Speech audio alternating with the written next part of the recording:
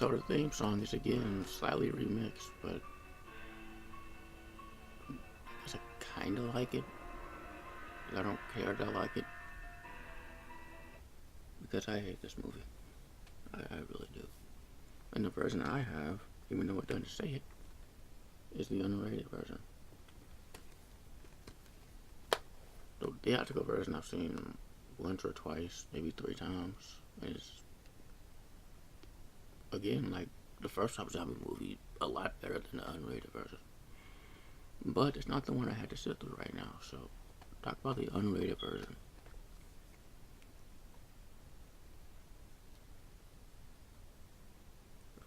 And the music, the soundtrack I like for the most part. You know, like they got good like rock music. I like rock music. And they keep going back to Laurie standing in front of a Alice Cooper poster. So does that mean like that make Alice Cooper the one person who's associated with the big three slashers? He has a poster of him in this movie, Rob Zombie's Halloween 2. He's on the soundtrack of a Jason movie, and he's Freddy's father. So, all right, let's get right into this. So this starts with a meaningless quote. You know how the first one started with the Donald Pleasance quote? I thought that was just laughably disrespectful. This one starts with a quote pulled out of somebody's ass because it means nothing. It's not some deep quote. It tries to explain that stupid white horse, and it doesn't. Alright, so the basic story here, I'll get this out of the way first, is Laurie's dealing with the aftermath of what happened in previous movies. She's not dealing with it well. She's in therapy, she's always lashing out, she starts drinking at one point. And I get that she went through an ordeal, like Jamie Lee Curtis was drinking at one point in H2O. And I said I didn't really like that, but in this one, I almost prefer that than her just going off on everybody and for some reason really wants to kill Annie. And this one seems to really talk about her anger instead of Michael's. Like in the original Halloween 2, talked a lot about Michael's anger. Now it's talking about Laurie's anger. But, okay. I know originally Rob Zombie wasn't supposed to come back, but he came back at the last second because he didn't want anyone to mess with his vision. Yeah, okay. And he wanted Laurie to be the killer. And there was a unanimous objection to that, because Laurie's never the killer. So yeah, she's dealing with that, and he's dealing with what happened to her, and Michael's back. Because his mother told him to kill. That's okay.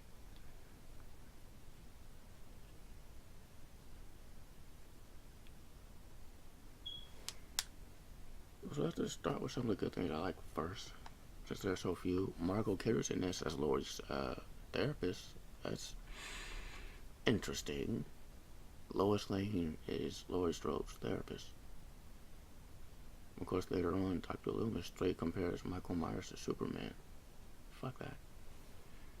Speaking of the word fuck, unlike the previous one, you don't hear the word fuck or a homophobic slur or another disrespectful slur every couple of minutes. That's toned way down for the most part.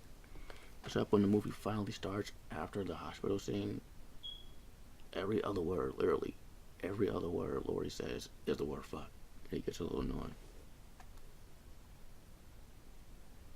Speaking of that hospital scene, and no, good stuff first. Is that it? Oh, yeah, Bill... Patrick Starr's in this. The voice of Patrick Starr. I could never pronounce his last name. Not since Coach. I never could pronounce his last name. That was interesting seeing that. And they redo one of my favorite scenes from the original where Lee Brackett finds out Annie's dead. A lot of people like to make fun of it, and I see why.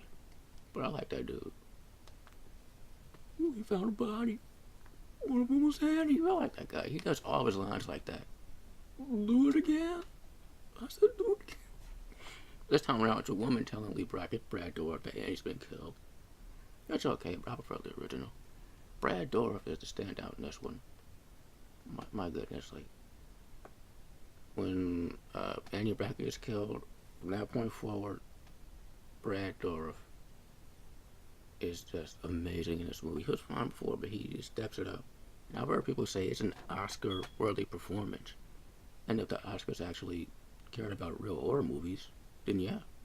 Not that this bullshit is worth any kind of award, but yeah, that performance, absolutely. So we got something for it. There are plenty of performances in horror where somebody should have gotten something for it. Even in a scary movie. And no, it's not an Oscar-worthy movie, but somebody should have gotten something for that one. Especially the killer. Anyway. But yeah, man, when he goes up and he's pissed off, man. I loved it the first time I saw it, and I love it now. From the second she tells him, he's like, where is he? Like, I can't do it, but it was awesome. And he's holding her like, yeah, like it's so much better than the original, which I like. A lot of people don't really like any original. I like them both. I love this. Any more positives, man? Let me see.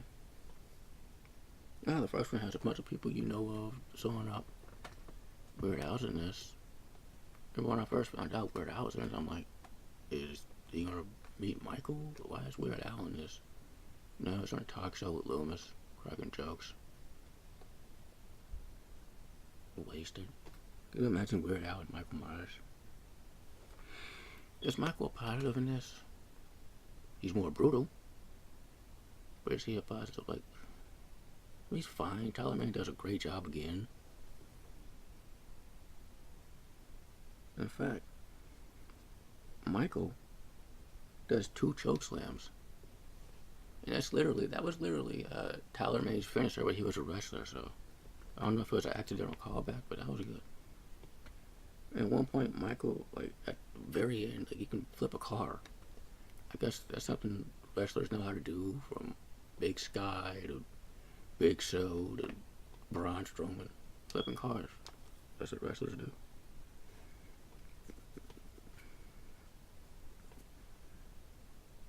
Yeah, I think that's about it for positives. Okay, negatives. I said in the first one how much I loved Cerebral Zombie in there. How good she did. Okay. And I defended how she's in everything Rob Zombie works on. And I still do. I still like how good she was in the previous one. But in this one, why is she in it? She got killed in the first one. Watch it. And not only is he in it, so is young Michael, but he's been recast because the original actor went through a growth spurt in between movies. So why? I don't know why she was brought back for this. And like, she just shows up. Michael's just walking, minding his own business. He shows up, looks at him. Michael goes back to Haddonfield, starts killing again. Cerebral Zombie's good. She's not that good. Okay. And her role in this is basically Mrs. Voorhees. He basically does everything but say he's a very, very special boy. Like, she does everything but that. She's the one telling him to kill, acting as his conscience. You see Michael's younger self acting as, I guess, his vulnerability. And in the further to Jason comparisons, Michael wears a hoodie for most of the movie, like Jason in Part 3. That might be reaching. Michael kills with a machete at one point, I believe. Again, it might be reaching. But it's way too much. Like, Michael wasn't killing because he kills, like, because he's evil. No, he's killing because his mother was telling him to, ordering him to, like Mrs. Voorhees. Way too much Jason comparison. He's way too much like Jason in this.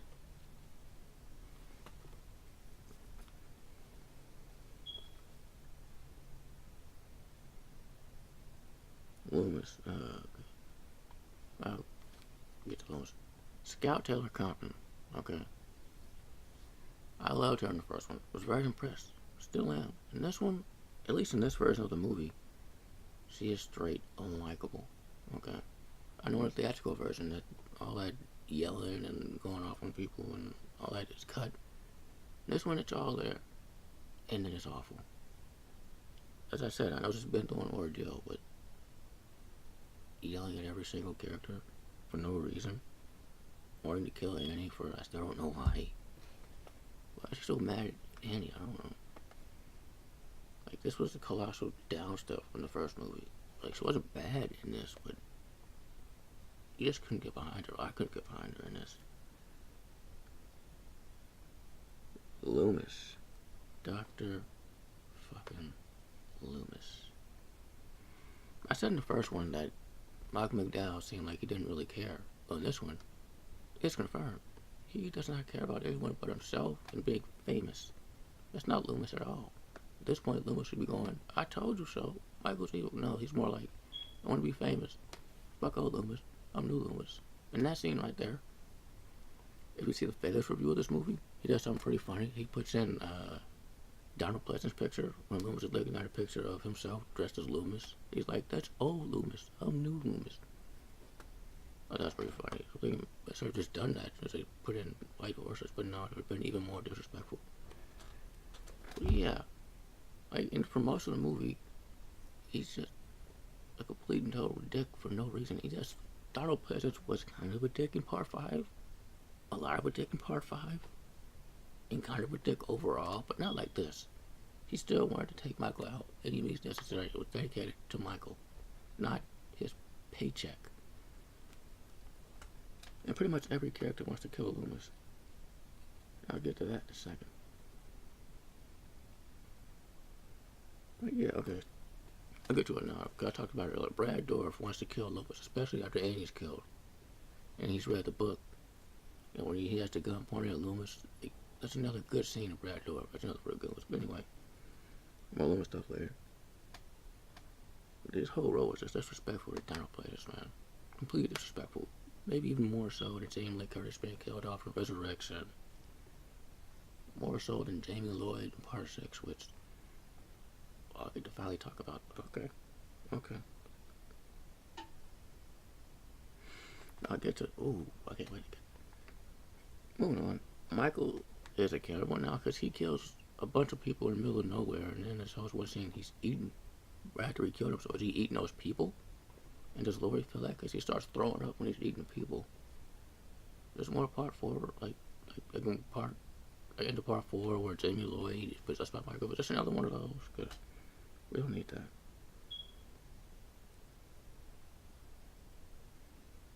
Oh, finally get to talk about this. Finally! Danielle Harris, once again, is Annie Brackett. She was fine in the first movie. She's okay for most of this one. Actually, rewatching it, I don't even hate her as much as I did the first time I watched it. One thing I do hate, still hate, will always hate, the way she was killed in this. Now that was disrespectful, even more than Jamie Lloyd in Part 6 and what they did to her. Like, and then I know Danielle Harris went through some shit for Part 6. Just to try to be a part of it, emancipating the parents, just be turning around and feel like Sid and trying to get paid less than she made as a child in this franchise. I get that. She came back for these Rob Zombie movies for closure, which is funny because I don't feel like I got none because the way she was killed off started out fine. Okay, she's in the house alone. She just got through cussing out a police officer, which I enjoyed. You know, she's walking around in the bathroom, and Michael out of nowhere sneaks up on her. You see the knife. It goes into slow motion. He grabs her. And you just hear her screaming over the next couple of scenes, which aren't even there. You hear her being stabbed and gutted and screaming. And they play some kind of soft music.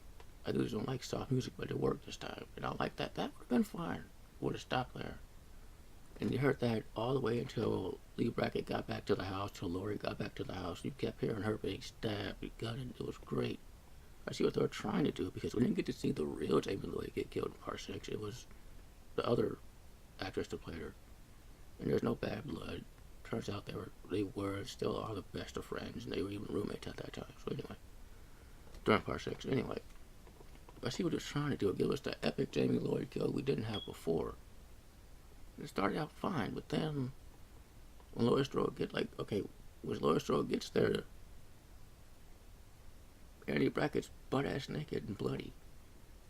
Michael snuck up on her. She was wearing a robe. What happened? Where'd the robe go? It's not even in the room. She was bloody and naked. Now, in the first one, when Michael's fucking up Annie, and he's stabbing her and hitting her, and her clothes get ripped in the struggle. That makes sense. And she ends up topless for most of the scene. That makes sense. And I'll say this now, Danielle Harris is a very, very beautiful woman, and I did enjoy her being topless in the first one. Absolutely. But this made no sense. And this really pissed me off because you hear the way she talks about the way she was treated in part 6, and and what she thought, she meant to the series was apparently not the case. I think that's the case here, because she means a lot more than to be killed off butt-ass naked with no explanation of how she's butt-ass naked. Again, she's beautiful. Like, I compare this to Hatchet 3, when she finally gets out of the woods and goes and takes a shower, because that makes sense. And she's in the shower, and it's a nice shot. You see her tattoos, and it's very sexy. Okay, that makes sense. This does not. And then turns out she's not even dead. She's still alive, but she's dying, and then she dies on Lori's arms.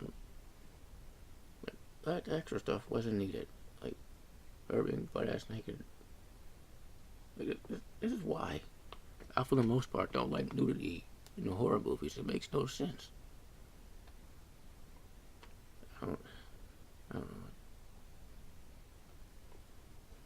I just think Daniel Harris deserved more than that. But that's just me. What's next?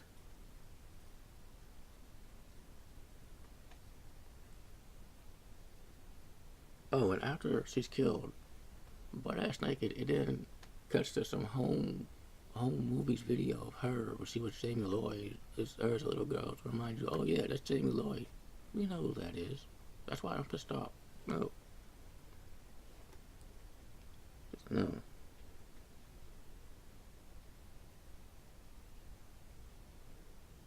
Alright. The ending. Since I have the unrated version, I don't have the better ending. The one where Michael doesn't talk? Nope. I have this ending as... Okay, so young Michael is restraining Laurie somehow. Although it's revealed later there's no one there. It's in Laurie's head. I don't know. And then Loomis shows up and Michael unmasks when he sees him and he goes, "Die!" Just like that. And it's stupid. Poorly delivered. Tyler Man's a good actor, but I don't know what... No. I remember when I was watching this the first time with my cousin, who was also a fan of this franchise. The disappointment in that room cannot be unmatched. Like, we're both just silent for a second. We're both not liking the movie up until that point. Then he talked, and we didn't know what to think. I imagine that was the case for a lot of fans. That Michael just, like, and I know Michael technically can talk, he just chooses not to, but Michael don't talk, okay? No. And after that, he takes another firing squad, just like the one in part 4. Then Lloyd grabs a knife, is about to stab Loomis, which is kind of justified. The way he sort of told the world that she was Michael's sister. It's kind of a dick move. And that pissed off a lot of people. And it also pissed off Brackett, who was already pissed off. So, yeah, that was almost justified. But then she ends up getting shot, too. Then it cuts to Laurie in a white room with Love Hurts playing. I don't think that's what that song's about. As he slowly cracks a crazy smile, looking at the camera. And then Sri Musabi shows up again with the white horse. And I don't know what to make of that. I hate this movie. And I know there are people who actually like this movie and will defend it. Like, 2 or 3% of fans will defend this movie. And to that, I say, I like and will defend Carrie 2002 and Angela Bettis in it. So, I guess we all have that thing. This movie gets an F for fuck this movie. Oh, and in case I wasn't clear, this is my hands down least favorite entry in this whole franchise. And I also want to mention, I know a lot of people were upset that Michael wasn't wearing a mask for most of the movie. I didn't care. I mean, for the first one, most of that, he wasn't wearing a mask either, even as an adult. We've seen him unmasked before in the first Halloween and in part 5, so I didn't care about that. He just wore it when he started killing. That was fine. I almost forgot Michael's mask. I don't like it. This time it's even more beat up and just ripped apart. I just don't like that look of the mask. There.